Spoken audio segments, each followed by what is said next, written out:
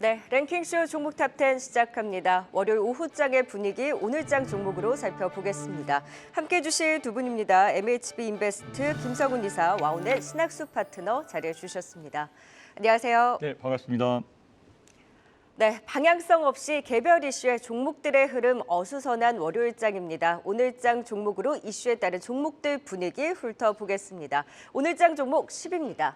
이 코인 가격 상승세와 함께 암호화폐 관련주들 반등 속 이 한화투자증권의 반등의 힘 체크해 보도록 하죠. 이 비트코인 현물 ETF 출시 기대감과 함께 지난 10일 비트코인 가격이 연고점을 경신을 했고 현재 37,000달러 선을 유지하고 있습니다. 이 비트코인뿐만이 아니라 블랙록이 이더리움 현물 ETF 상장도 신청을 하면서 내년 초 ETF 상장 가능성에 수급 유입 기대감이 살아나고 있습니다. 그러면서 코인의 투심과 시세 또한 살아나고 있는데요. 업비트를 운영하는 두나무의 지분을 보유한 한화투자증권을 비롯해서 우리기술투자, 갤럭시아 머니트리 등의 상승세를 보이기도 했죠. 또 최근에 코인 관련한 이슈가 계속 투심을 자극하고 있습니다. 이 두나무의 송채용 회장의 자전거래 혐의에 대한 무죄 확정, 또 위메이드의 위믹스의 이 캐나다 거래소, 국내 또 고팍스의 상장, 또 빗썸의 IPO 추진 등 다수의 이 긍정적인 코인 이슈에 테마를 형성하면서 꿈틀대고 있습니다. 자, 이어서 오늘의 종목 9위 살펴봅니다. 한미 우주산업 심포지엄 개최 소식과 함께 AP위성, 또 캔ኳ 에어로스페이스 등이 들썩이고 있습니다. 조용히 바닥권에서 반등세 타고 있는데요. 오늘의 일정뿐만이 아니라 11월 30일 우리 군의 미국에서의 첫 정찰위성 시험 발사 이벤트도 예정이 되어 있습니다. 또 우주항공청법과 관련해서는 이번 주 중 경과 보고서를 제출해서 상임위에서 재논의에 나섰는데 연내 통과 여부 주목되고 있습니다. 또한 전쟁 관련해서도 이스라엘이 드론을 대거 수입해서 적극 활용하고 있다는 소식에 드론, UAM과 또 교집합에 있는 종목들의 흐름이 조금 더 활발한데요. 드론, 우주항공, 저궤도 위성 관련주 산발적인 상승 속에 AP위성은 또 3분기 깜짝 실적을 시현하기도 했습니다. 4분기도 실적 성장 이어갈 것으로 전망되면서 펀더멘털 또한 다져가고 있는데요. 이슈의 반등주는 우주항공주 순환매를 넘어서 좀 더 연속성을 가져갈 수 있을지 AP위성으로 진단해 봅니다. 자, 오늘 또 한 축에선 낙폭과대 메타버스 관련주들도 득석되고 있습니다. MP를 비롯한 메타버스주 흐름도 살펴볼까요? 오늘 투심을 살려준 이슈는 메타가 텐센트를 통해서 중국에서 저가 버전 이 VR 헤드셋을 판매하기 위한 예비 계약을 체결했다라는 소식인데요. 이 텐센트가 향후 메타 VR 헤드셋에 대해서 중국 독점 판매권을 갖고 내년 말부터 본격적으로 중국 판매를 시작합니다. 15년 만에 중국 재진출에 나서는 건데요. 이 이슈와 함께 또 지난주에는 로블록스의 3분기 호실적 발표가 있었고 또 삼성전자, 퀄컴, 구글이 손잡고 XR 동맹을 맺고 내년 말 XR 기기 출시가 확정됐다라는 언론 보도가 전해지면서 XR 메타버스 관련한 긍정적인 뉴스도 지난주부터 불거지고 있습니다. 이슈에 반응하고 있습니다. MP, 자이언트 스텝, 넥스트, 덱스터가 꿈틀대는 가운데 MP는 또 3분기 양호한 실적을 달성하기도 했고요. XR 콘텐츠 사업 성장 가능성에 대한 긍정적인 리포트가 나오기도 했습니다. 낙폭과대 테마 순환매 속의 그 영향력, MP를 중심으로 또 체크해 보도록 하겠습니다. 자, 10위부터 8위까지 살펴봤습니다. 전략 본격적으로 들어볼까요? 네, 10위는 한화투자증권입니다. 이 최근에 비트코인을 비롯한 코인들 상당히 좋은 흐름을 가지고 가고 있죠. 이 비트코인 가격 상승 때문인지 관련주들, 특히나 이 두나무 관련주들 좋은 흐름 보이고 있는데요. 그 가운데 한화투자증권은 이 두나무의 지분을 갖고 있는 상황입니다. 이 비트코인 관련주로서 한화투자증권 좀 어떻게 바라보면 좋을까요, 김성훈 이사님? 네, 한화투자증권은 이제 다 아시다시피 업비트의 운영사죠. 두나무의 지분을 가지고 있기 때문에 코인 관련주로도 엮이고 있는데요. 거기에 대해서 제가 주목하고 싶은 부분은 갤럭시아 머니트리와 함께 STO에 대한 부분을 우리가 좀 주목을 해야 될 것 같습니다. 내년이죠. STO, 토큰 증권의 본격적인 제도화를 앞둔 상태에서 하나투자증권을 비롯해서 여러 증권사들이 상당히 많은 준비를 하고 있는 상황인데요. 역시나 이 STO 관련해서 많은 준비를 한 것은 하나투자증권이지 않을까 싶습니다. 2019년에 싱가포르 STO 거래소에 이미 지분을 투자를 한 상황이고요. 2020년에는 하나자산운용이 싱가포르 STO 플랫폼이죠. ADDX에 무려 500만 달러를 투자를 했고요. 2021년에는 하나시스템 계열사죠. 하나시스템이 STO 플랫폼 시큐리티 라이 차이즈에 226억을 투자를 했습니다. 이미 2019년부터 꾸준하게 이쪽 분야에 투자를 해왔던 것을 우리가 확인을 해볼 수가 있겠습니다. 그래서 일단 지금 STO 관련주로 갤럭시와 머니트리가 대장주의 역할을 하고는 있습니다만은 실질적으로 이 토큰 증권 STO가 본격적으로 제도가 된다라면은 갤럭시와 머니트리보다는 하나투자증권이 대장주 역할을 할 가능성이 높지 않나 이렇게 보고 있기 때문에 지금은 약간 테마의 어떤 성격을 가지고서 주가가 움직이고 있습니다만은 본격적인 STO가 확산이 된다라면 실제적인 어떤 실체를 가지고서 움직일 수 있기 때문에 지금부터 꾸준히 관심을 가져보실 필요가 있을 것 같습니다.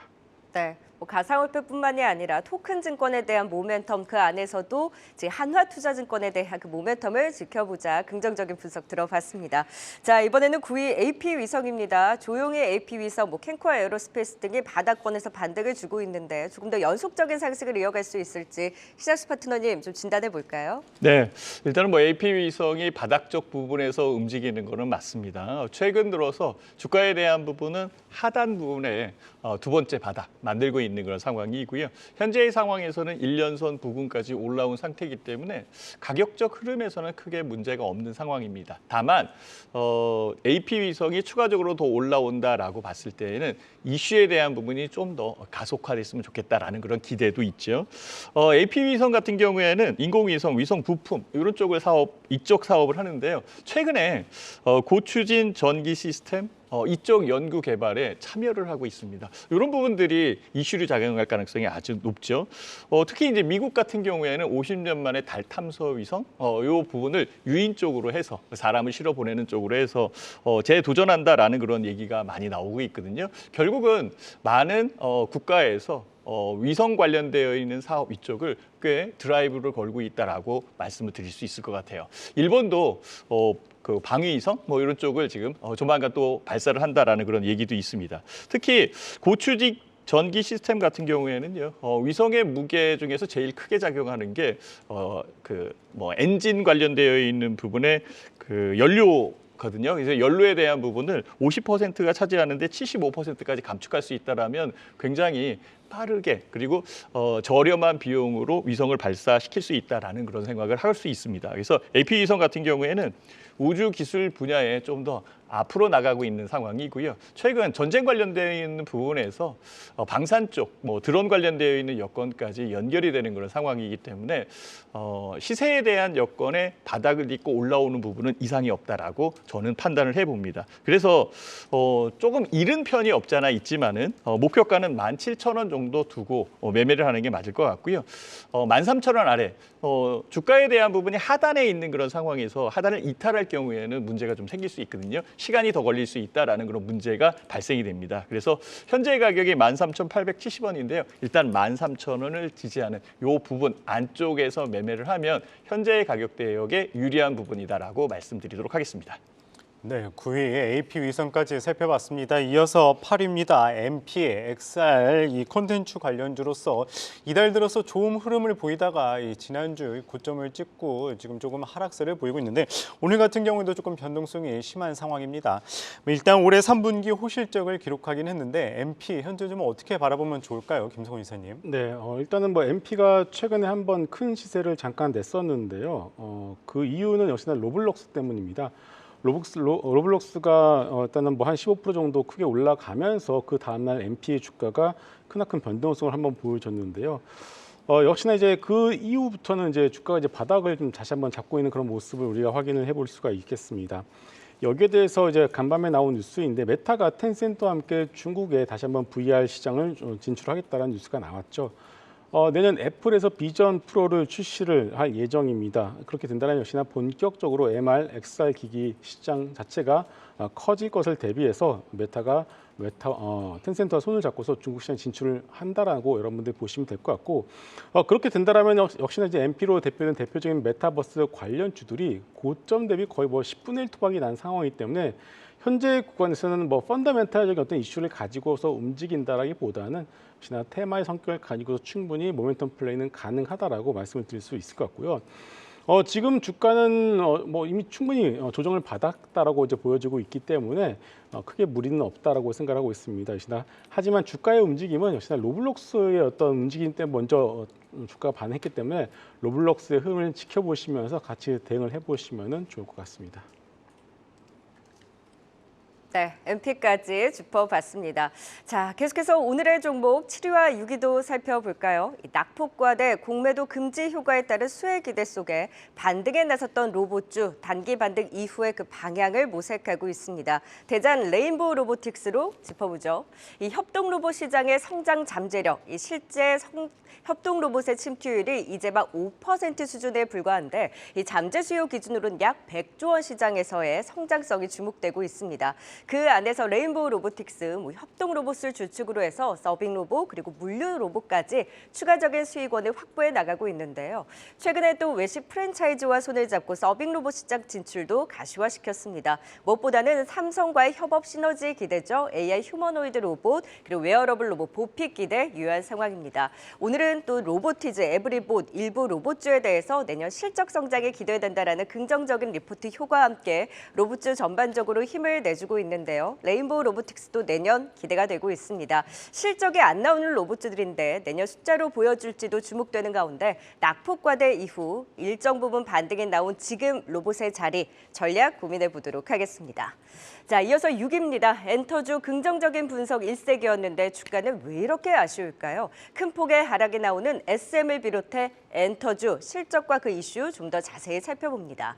SM 지난주 3분기 분기 사상 최대 실적에도 불구하고 시장 기대에 미치지 못했다라면서 주가는 주춤했고 여기에 또 에스파가 새 미니 앨범 발매를 했는데 이 판매량이 전작 대비 절반에도 미치지 못하면서 실망 매물이 출회되고 급락이 나오고 있습니다.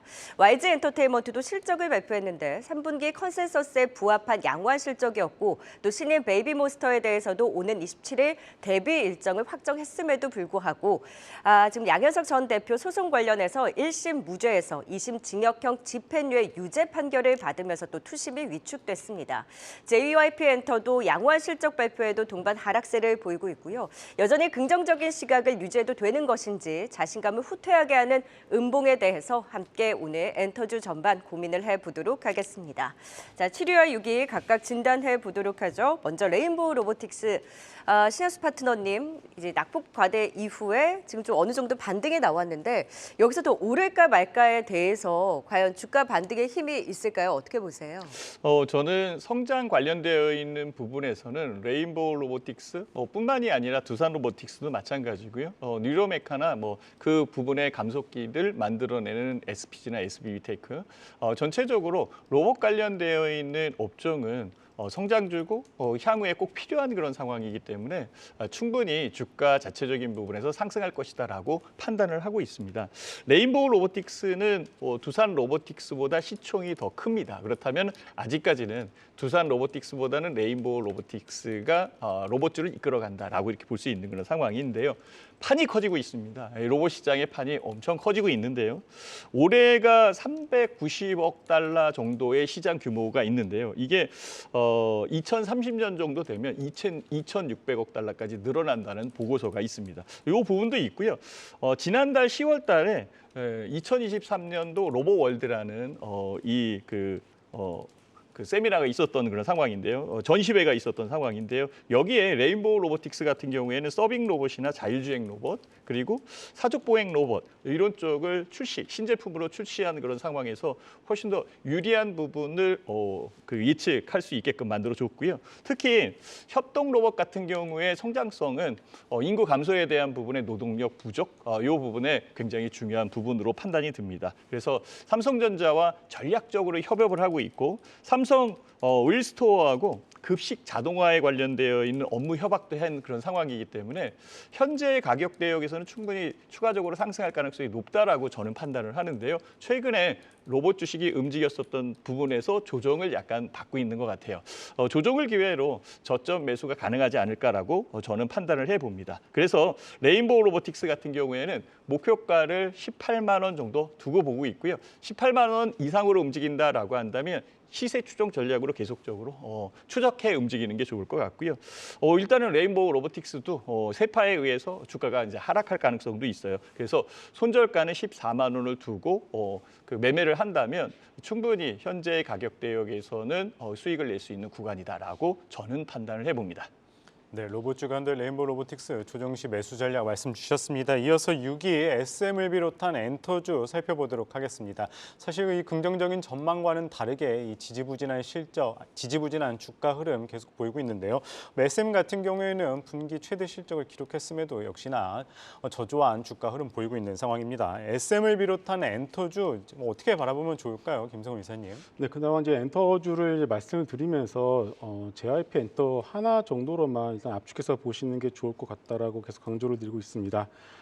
일단은 SM 같은 경우는 오늘 좀 낙폭이 좀 심한데요. 일단 에스파가 신작을 발표했는데 글쎄요, 기대감이 얼마나 컸었는지는 모르겠습니다만은 일단은 초동 판매량이 일제 판매량의 절반 수준으로 일단 데이터가 집계가 되면서 실망 매물이 아침부터 쏟아지고 있고요. 그러면서 다른 엔터 주식들까지도 이제 같이 좀 끌고 내려가고 있는 모습입니다. 여기에 대해서 이제 JYP 실적도 지난주에 나왔죠. 금요일에 나왔는데 저 개인적으로는 이제 컨센 정도는 나왔습니다만 좀 더 잘 나왔으면 좋겠다라는 생각을 했었는데 좀 아쉬운 부분도 있습니다. 왜냐하면은 이 JYP 주가가 조금 밀리기 시작한 것이 2분기 실적 때부터 이제 밀리기 시작했는데 그때 어떤 시장의 어떤 컨센서스가 워낙에 높았기 때문에 그거보다 조금 낮게 나오면서 그때부터 주가가 좀 밀리기 시작했거든요. 그래서 그때 이연됐었던 실적들이 이번에 조금 잡히지 않을까라는 기대감을 가지고는 있었는데 그냥 컨센 정도로만 나왔다라는 것이 조금 아쉬운 것도 있습니다. 결국은 일단은 실적에 대한 기대감은 분명히 4분기 실적이 나오게 된다면 잘 나올 것 같아요. 4분기가 이제 엔터주들의 이선 성수이기 때문에 잘 나올 것으로 이제 기대를 하고 있습니다만은 중요한 건 이거 같습니다. 최근에 이제 어떤 모 예능 프로그램에서 방시혁 의장이 나와서 이런 얘기를 했었어요. K-팝의 위기가 왔다. 왜냐? 지금까지 K-팝은 좋아하시는 분들만 좋아하는 어떤 그런 장르이다 보니까 이것이 좀 더 확대가 되어야지만 K-팝이 좀 더 크게 성장할 수 있겠다라는 말씀들을 하시더라고요. 결국은 그렇기 때문에 이제 뭐 A2K 프로젝트라든가 아니면 하이브도 각자의 프로젝트를 가지고서 좀 더 한 단계 더 업그레이드를 해보려고 시도를 하고 있는데 아직까지 그 부분에 대한 결과가 나오지 않고 있기 때문에 돈을 그래도 잘 벌고는 있습니다만 그 이상의 멀티플을 주지 못하고 있는 것 같습니다. 일단 그 부분은 확인이 필요하다라고 생각하고 있기 때문에 일단 엔터주들의 경우에는 반등 시 좀 비중을 축소하는 그런 전략이 지금부터는 좀 필요하지 않을까 싶고요. 물론 4분기 실적 잘 나올 것이기 때문에 그런 4분기 시험 정도 확인을 해보시고 그때까지는 또 끌고 가보셔도 나쁘지는 않을 것 같습니다. 네, 뭐 4분기 실적 기대가 있기는 하나 일단 조금 더 성장에 대한 멀티플을 받기 위해서는 확인은 필요하다. 일단 반등에 나올 때 조금씩 비중 조절하는 전략에 대해서 엔터주 또 짚어봤습니다. 10위부터 6위까지 살펴봤습니다. 투자 포인트 다시 한번 확인하고 가시죠.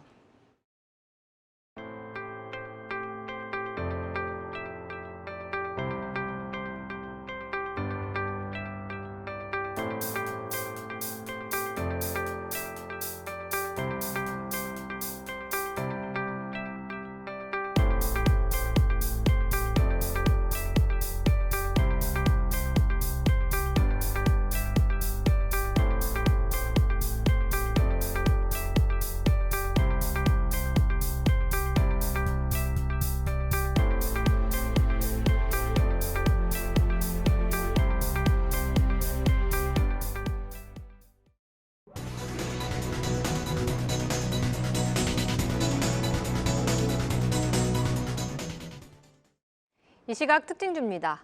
오늘 반도체 소부장주들의 방향이 엇갈리고 있는 가운데 장비주 두성 엔지니어링은 강세를 보이고 있습니다. 공매도 금지에 따른 수혜도 기대되고 있고요. 3분기 흑자로 돌아섰다는 점으로 인해서 두드러진 상승을 보여주고 있는데요. 오늘 52주 신고가 경신한 가운데 현재 4.5%의 상승 지속하고 있습니다. 시스템 반도체 관련주 LX세미콘이 지난주 어닝 쇼크를 발표했습니다. 하지만 내년 OLED 아이패드 출시 및 고객사 다변화 등에 힘입어서 큰 폭의 실적 성장을 보일 것으로 전망되고 있는데요. 오늘 LX그룹주 동반 강세를 보이는 가운데 최근 기관 수급이 나흘째 이어지면서 6.7%까지 상승폭 확대하고 있습니다. 임플란트 전문 회사 덴티스가 전거래일 장 마감 후 실적을 발표했습니다. 3분기 매출 257억 원으로 전년 동기 대비 11%가 증가했다고 밝혔는데요. 이 소식에 오늘 사흘 만에 반등 보여주고 있습니다. 장중 고점에 대비해서는 조금 약하지만 그래도 4% 오르면서 8,790원에 거래되고 있습니다. 오늘 한국전력이 2시에 3분기 실적을 내놨습니다. 지난 3분기 영업이익이 1조 9,966억 원으로 10개 분기 만에 흑자 전환에 성공했다고 밝혔습니다. 이 시장 기대치조차 넘어선 성적으로 인해 오늘 탄력받아가면서 4.4%의 강세 나타내고 있습니다. 지금까지 이 시각 특징주 살펴봤습니다.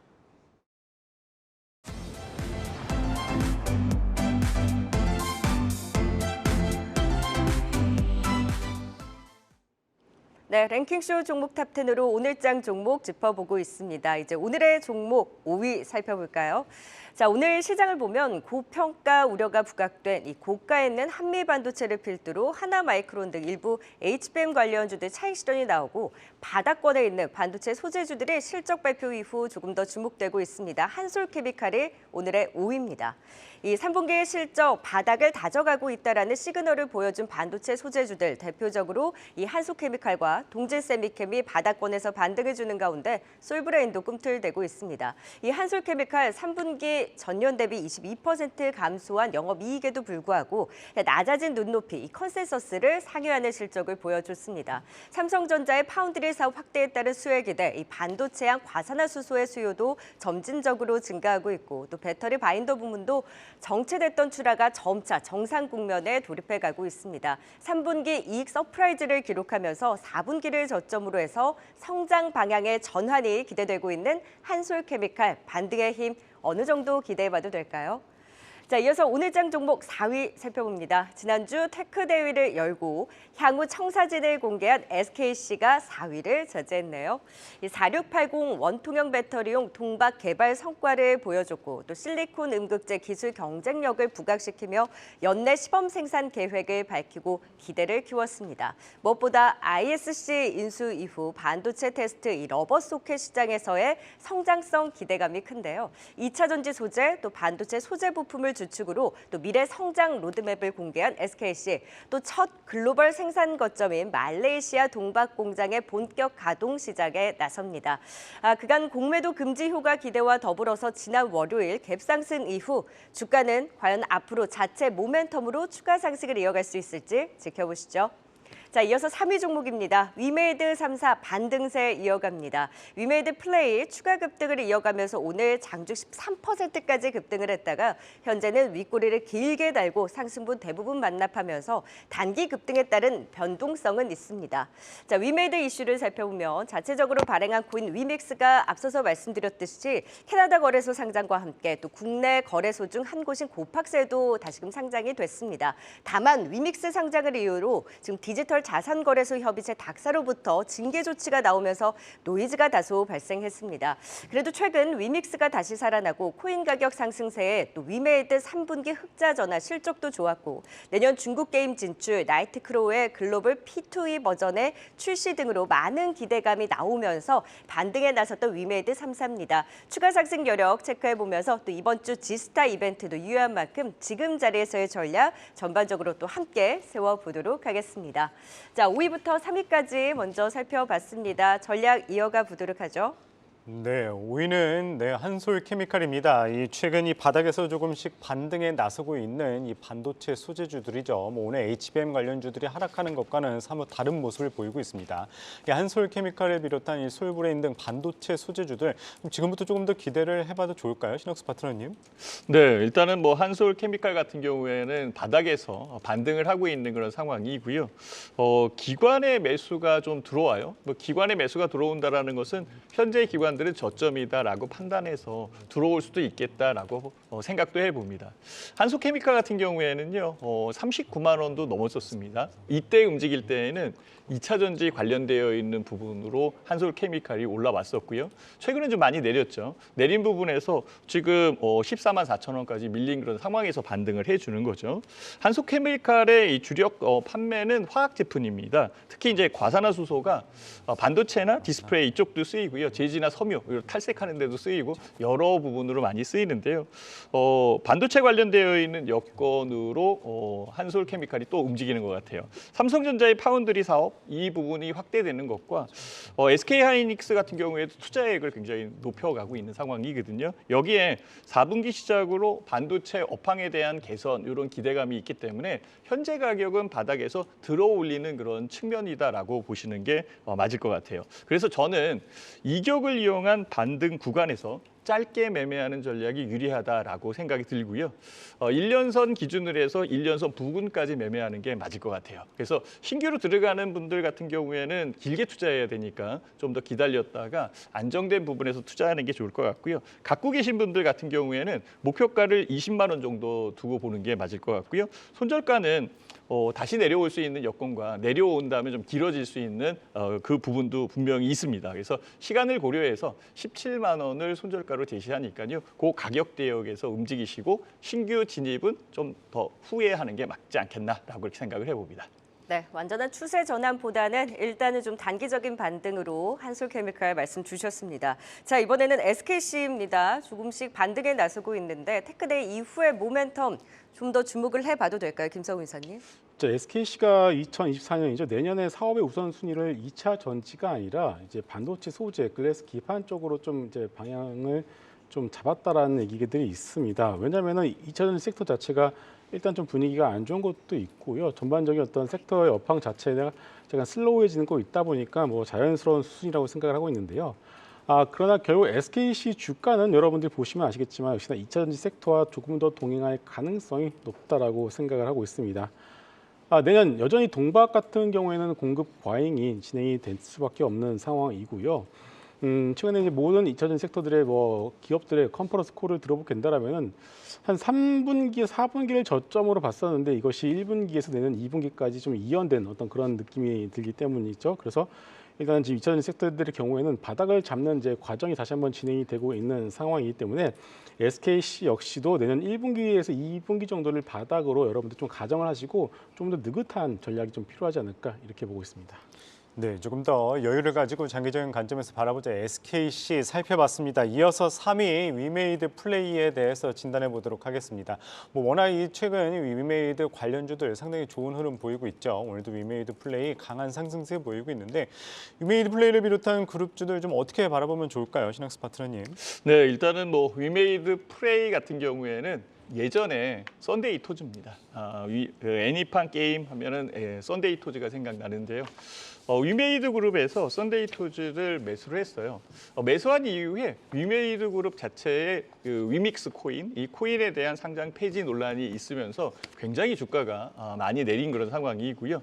위메이드 프레이도 마찬가지로 계열사로 편입된 그런 상황이기 때문에 결과적으로는 주가가 많이 내렸다라고 볼 수 있겠죠.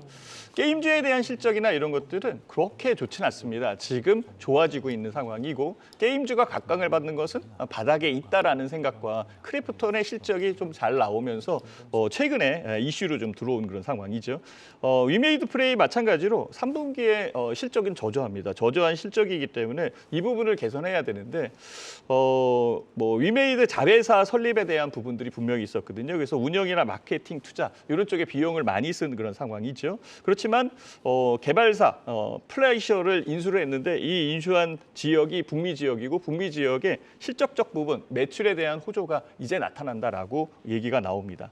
신작에 대한 모멘텀도 있고요. 애니팡 IP를 이용한 모바일 게임 이것도 곧 출시할 가능성이 있죠. 그렇지만 주가는 많이 내려 있는 상황이고 반등하는 상태이기 때문에 실질적으로 추가적으로 상승한다라는 추세가 형성된 부분은 아니다라고 볼 수 있어요. 그래서 매매에 대한 여건에서 접근을 한다라고 한다면 트레이딩적 측면보다는 좀 더 길게 두고 담아서 움직이는 전략적 부분이 필요하지 않나라는 생각이 들어요. 그래서 트레이딩도 가능하지만 이런 종목 같은 경우에 정말 많이 내린 상황에서 업황에 대한 부분과 성장성에 대한 여건이 지금보다는 4분기보다는 내년이 좋아질 것이다라고 얘기를 하니까 현재의 가격이 저점으로 판단은 듭니다. 그래서 목표가는 14,500원을 제시를 하고요. 손절가는 11,000원 그 구간 안에서 일단은 매매해보자라고 말씀을 드리고 싶습니다.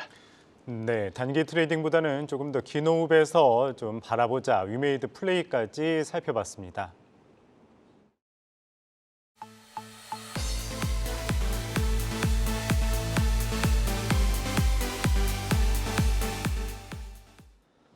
네, 취재 현장 연결해 보도록 하겠습니다. 최근 카카오 택시를 운영하는 카카오 모빌리티 이른바 갑질 논란으로 인해서 정부가 전방위적인 압박에 나섰죠. 오늘 이 김범수 카카오 창업자가 오늘 아침 이 비상경영 회의에 앞서 이 기자들과 만나서 관련해서 논의를 나눴다고 하는데요.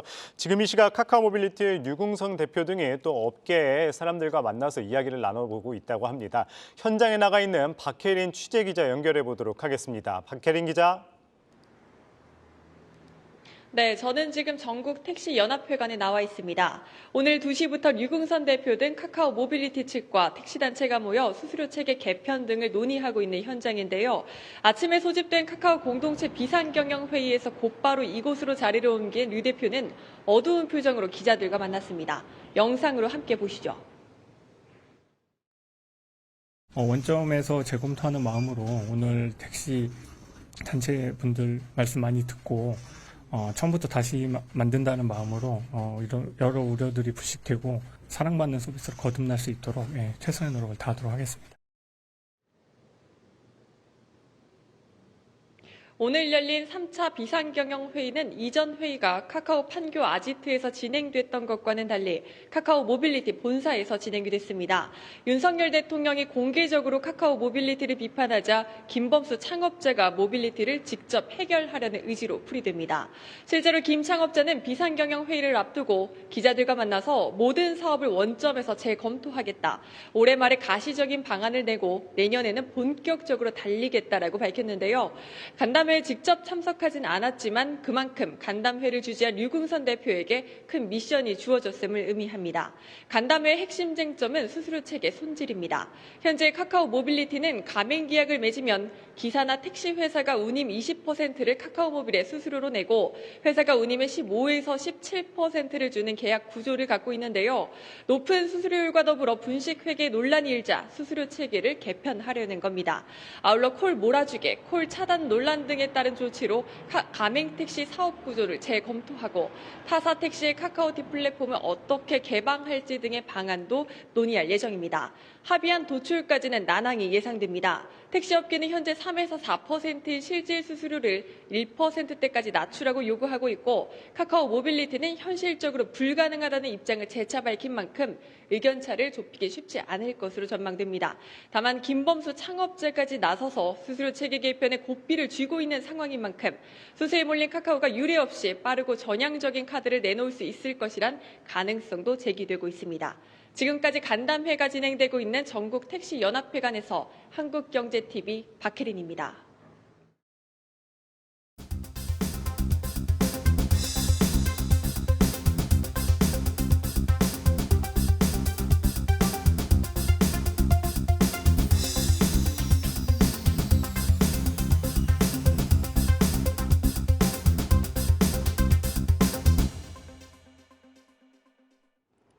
네, 오늘장 종목으로 시장 전략 세워보고 있습니다. 이제 2위와 1위만을 남겨놓고 있는데요. 오늘장 종목 2위 바로 공개합니다. 신고가를 경신하며 강한 행보를 이어갔던 한미반도체. 실적 발표하고 나서 뜨거워졌던 분위기가 확 식었습니다. 3분기 영업이익 전년 대비 91% 급감한 29억 원으로 어닝 쇼크에 고평가 인식이 확산되며 급락하고 있습니다. 3분기 실적 부진에 높아진 밸류에이션 부담으로 강한 차익 실현이 나오고 있는데요. 총 407억 원 창사 이래 최대 규모의 배당에 나선다고 밝혔지만 주가는 실적 쇼크에 더 크게 반응하고 있습니다. 이 단기 변동성은 있을 수 있으나 본격적인 HBM용 장비 매출의 반영과 신규 장비 라인업이 구축되는 내년 큰 폭의 성장이 기대되고 있습니다. 그 성장성을 보고 단기 실적이 안 좋아도 빅산 가격 부담에도 불구하고 강하게 올라선 거였는데 이 조정 시 매수 관점이 많았죠. 오늘 하락에 대한 대처 그 전략 세워보도록 하겠습니다. 자, 오늘 장중 시총 2위를 탈환했던 SK하이닉스 최근 들어서 계속 2위 자리를 넘보는 중입니다. 오늘의 종목 대망의 1위입니다. 강한 HBM 모멘텀뿐만이 아니라 전반적인 메모리 업황 회복 기대와 함께 최근 또 외국인의 꾸준한 매수가 유입되면서 13만 원 선 안착에 나서고 있습니다. 오늘 또 최고속 모바일용 디램 상용화에 나선다는 소식에 이 개발 10개월 만에 고객사 공급을 시작했다라는 소식이 전해지면서 장중 2% 넘는 상승 상승을 보이기도 했습니다. 다만 앞서서 짚어봤듯이 이 한미반도체 실적 쇼크로 고공행진했던 HBM 관련주들이 높은 자리 대비 아직 숫자가 나오지 않자 실적 안 좋을 거 알고 있었음에도 고평가 인식이 단기 가파른 급등에 따른 변동성을 확대시키고 있습니다. SK하이닉스도 다소 힘이 빠지기는 했습니다만 그래도 견조한 흐름 이어가면서 오늘장 종목 1위를 차지했습니다. 자, 한미반도체와 SK하이닉스까지 진단 들어보겠습니다. 먼저 한미반도체 김성우 이사님, 많은 분들이 이제 HBM의 대장이다 보니 하나마이크론과 함께 조정이 나오면 매수 관점 여전히 유효하다라는 의견들을 많이 주셨거든요. 오늘의 급락 이후에 정말 매수 타이밍을 좀 노려봐도 될까요? 이 종목 한미반도체에 대해서 정말 의견이 분분한 것 같습니다.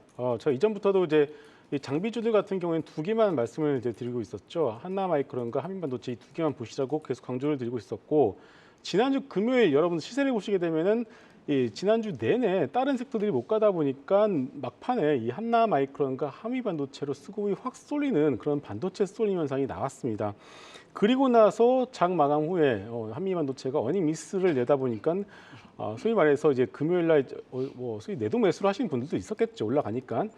그런 어떤 수급들이 놀래서 시간에 서 던지게 됐고, 오늘까지 그런 영향들이 나타나고 있는 것 같습니다. 일단 올해 반도체 장비주들 실적에 대한 기대감은 전혀 없다는 것은 이제 모두가 다 알고 있는 상황이고요. 저희 중요한 것은 역시나 이제 이 방향성 자체가 계속 가고 있느냐 아니냐가 중요할 것 같습니다. 전 세계 시가총액 2위인 마이크로소프트가 신고가를 경신을 결국 했습니다. 그리고 그 외에 여러 가지 반도체 소재 장비주들, 미국에 상장되어 있는 여러 가지 반도체 장비주들이 동반해서 급등하는 모습이 나왔고요. 그 무거운 배시라고 하는 이제 그 반도체 후공정 글로벌 장비 업체들 역시도 상시 한번 신고가를 경신하는 그런 모습을 보여주고 있습니다. 오늘 같은 경우 미국의 일본이죠. 디스코라는 그런 기업 역시도 신고가를 목전에 두고 있는 모습을 보여주고 있죠. 그런데 오늘 우리나라 시장에서 반도체 소부장 기업들이 상당히 좀 안 좋은 모습을 보여주고 있는데, 일단 수급적 이슈가 가장 크다라고 보여주고 있습니다. 지난주부터 마찬가지겠습니다만 롱숏 펀드들의 어떤 청산 물량이 나오고 있습니다. 일단 한국물 롱숏 펀드들의 환매 요청들이 좀 그렇게 좀 들어오고 있는 것 같습니다. 그러다 보니까 어쩔 수 없이 이 롱 물량 가지고 있었던 반도체 섹터들의 기업들을 팔 수밖에 없는 상황이 지난주부터 올해까지 오늘까지 좀 이어지고 있다, 이렇게 좀 여러분들이 봐야 될 것 같고요. 거기에 약간 좀 뭐랄까요, 한 번 더 이제 충격을 준 것이 한미 반도체 어닝 미스다라고 이렇게 생각을 하고 있습니다. 역시나 이 회사 측에서는 가이던스를 좀 세게 주고 있습니다. 2024년에는 4,700억 정도, 2025년에 6천억 정도의 가이던스를 주고 있는데, 중요한 것은 2022년도에 중국장 오사트가 상당히 잘 나갈 때 한미반도체 영업이익률이 34%였거든요. 그러면은 지금 HBM 같은 경우 영업이익이 더 좋은 것으로 이제 파악이 되고 있어요. 그러면은 2024년, 2025년도에 영업이익률을 40% 초중반도 우리가 계산을 해본다라면은 영업이익 2,000억에서 2,500억까지 우리가 기대를 해볼 수 있을 것 같습니다. 그러면은 배시의 멀티플을 우리가 50배를 주고 있습니다. 그러면 그 정도의 멀티플을 한미반도체에도 적용을 충분히 할 수 있다라고 보고 있거든요. 왜냐하면은 한미반도체 TC본이 장비는 대체를 할 수가 없기 때문에 충분히 우리가 그 정도의 멀티플을 줄 수가 있다라고 생각하고 있습니다. 그래서 일단 지금 한미반도체 같은 경우는 이제 여러 가지 이슈 때문에 노이즈 때문에 밀리고 있습니다만은 어느 정도 주 초반에 이런 정도의 물량 소화 과정을 거친다라면은 다시 한번 신고가를 경신하면서 최소한 시가총액 7조 원에서 8조 원까지는 충분히 트라이를 해볼 수 있다라고 저는 이렇게 생각합니다. 네, 실적 부진에 따라 오늘 주가 하락이 나오긴 했지만 그래도 조금 더 장기적으로 긍정적인 시각 말씀 주셨습니다. 이어서 오늘의 1위 SK하이닉스에 대해서도 살펴보도록 하겠습니다. 이 반도체 맏형으로서 이 견조한 흐름 보이고 있는 SK하이닉스 좀 13만 원 안착을 하고 조금 더 기대해봐도 좋을까요, 신학수 파트너님? 네, 일단은 15만 닉스 움직이지 않겠나라는 그런 기대감이 작용을 하는데요. 저는 16만 원도 넘어가겠다라는 그런 생각도 좀 해봅니다. 제일 중요한 것은 성장에 대한 기대감이고요. 실적을 낼 수 있느냐 없느냐 이 여건에서 그동안은 부진했었던 실적이 나타나고 있고 적자에서 흑자로 전환된다라는 그 기대감도 굉장히 큰 그런 상황이죠. AI 시대입니다. AI 시대에서 HBM에 대한 수요, 고대역폭 메모리죠. 이 수요는 굉장히 급증하고 있는 상황이고요. D램을 이렇게 수직적으로 쌓아 올려서 만드는 것이 HBM인데요.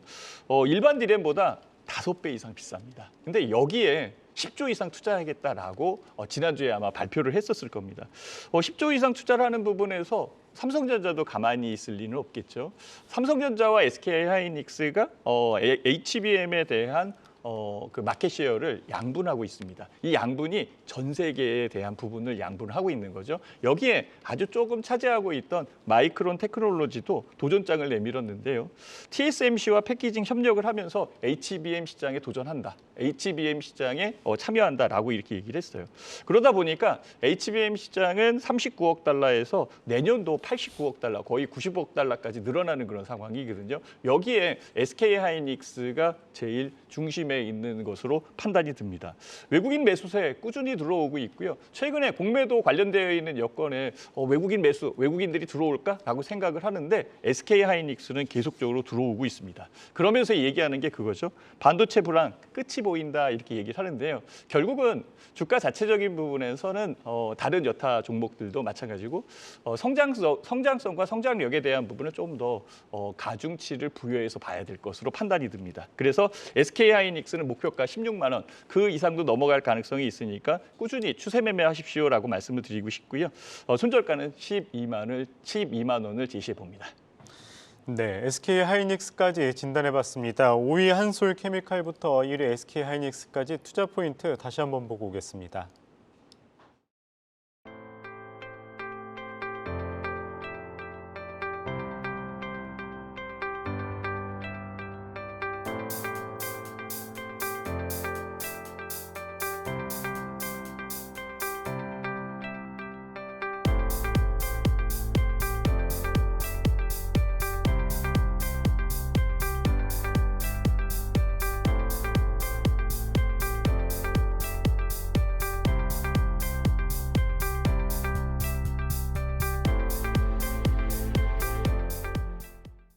네, 한 주의 첫 거래일 성공투자 오후 증시 함께하고 계신 시청자분들의 의견 몇 가지 나눠보도록 하겠습니다. 첫 번째는 주린이라 행복가요님께서 한국전력 VI란 댓글을 남겨주셨습니다. 네, VI는 아직이지만 오늘 10개 분기 만에 흑자 전환에 성공했다고 밝히면서 강한 탄력을 받고 있습니다. 아까 실적 발표할 때만 해도 2%의 상승을 보였었는데 현재 오름폭 더 키우면서 5.3%까지 양봉 확대하고 있습니다. 다음은 파동님의 의견입니다. 코스닥은 기관이 더 누르네라는 의견이었는데요. 네, 오늘 코스피 코스닥 양시장 외국인과 기관의 동반 매도가 나타나고 있습니다. 코스닥은 기관 매도가 1,070억 원대로 말씀해 주신 것처럼 시장을 짓누르는 모습이 포착되고 있는데요. 공매도 한시 금지 이후 코스닥으로의 기관 매도세가 두드러지게 나타나면서 3거래일째 팔자세를 나타내고 있습니다. 마지막은 카푸치노님의 의견입니다.